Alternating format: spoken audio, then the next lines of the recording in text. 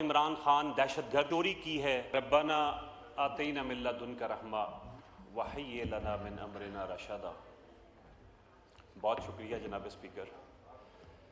Budget session 25-27 की बहस जारी है और इस खाकसार को आपने बहस में बात करने का मौका दिया। मैं सबसे पहले अपने लीडर, अपने कायद इमरान खान साहब को खराज तहसीन पेश करना चाहता हूँ कि जिस हौसले के साथ, जिस हिम्मत के साथ, जिस दलेरी के साथ, जिस बहादुरी के साथ आज वो डट के बैठा हुआ है अपने उन असूलों की बेस के ऊपर। ना तो इमरान खान दहशतगर्द है, ना उसने चोरी की है, ना उसने डाका डाला है।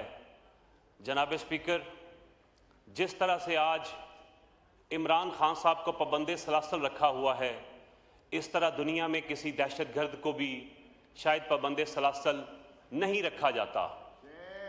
वो एक साबिक वज़ीर आज़म है, वो इस मुल्क का हीरो है, वो समाजी कारकुन, वो समाजी कामों का चैम्पियन है, वो इंसानियत का मोहसन है और सबसे बढ़कर वो सच्चा आशिक़ रसूल है।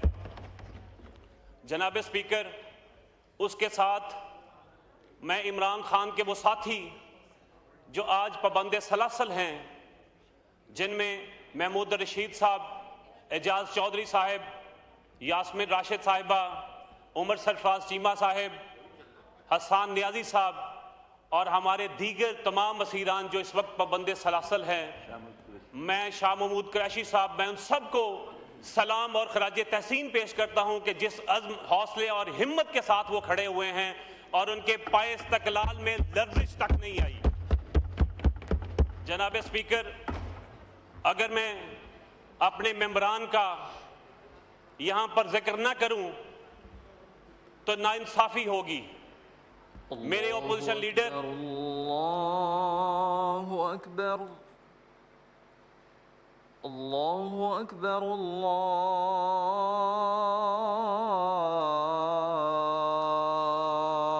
अकबर। अशहदु अन ला इलाहा इल्लल्लाह,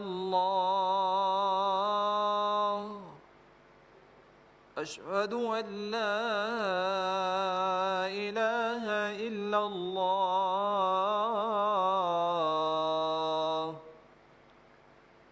अशहदु अन्ना मुहम्मदर रसूलुल्लाह,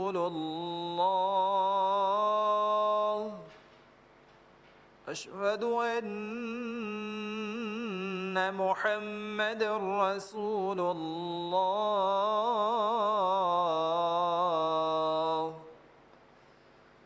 हय्या अलस सलाह,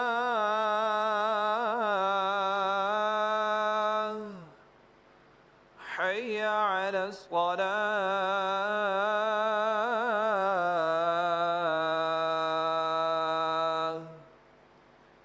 हय्या अलल फलाह,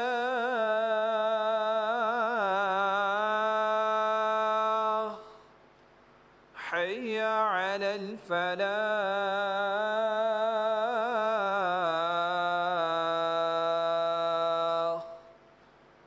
अल्लाहु अकबर, अल्लाहु अकबर। ला इलाहा इल्लल्लाह।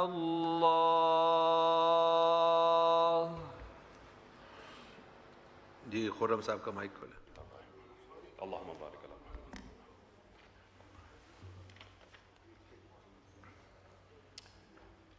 मेरे ओपोजिशन लीडर जनाब उमर अयूब साहब जो यहाँ पर तशरीफ़ फरमा थे, हमारी जरताज गुल वज़ीर साहिबा, हामिद साहब हमारे SIC के चेयरमैन और मेरे भाई राना बिलाल इजाज़ साहब, मोहम्मद अहमद चट्ठा साहब, चौधरी एहसान वर्क साहब, फराज नून साहब, जमशेद दस्ती साहब, राय मोहम्मद हसन नवाज साहब, राय हसन नवाज साहब, राय हैदर साहब और लतीफ़ चतराली साहब, जो कि अपने कायद के साथ वफा निभाते हुए उन्होंने अपनी सीटें तो कुर्बान की, लेकिन उन्होंने अपनी वफादारी पर आंच नहीं आने दी। मैं उनको सलाम पेश करता हूं जनाब स्पीकर। जनाब स्पीकर, जिस दिन से बजट के बहस जारी है, हमारे फाजिल मेंबरान की स्पीचेस को ब्लैकआउट किया जाता है। बड़ी मुश्किल से के साथ, बड़ी मेहनत के साथ वो अपनी स्पीचेस को तैयार करते हैं।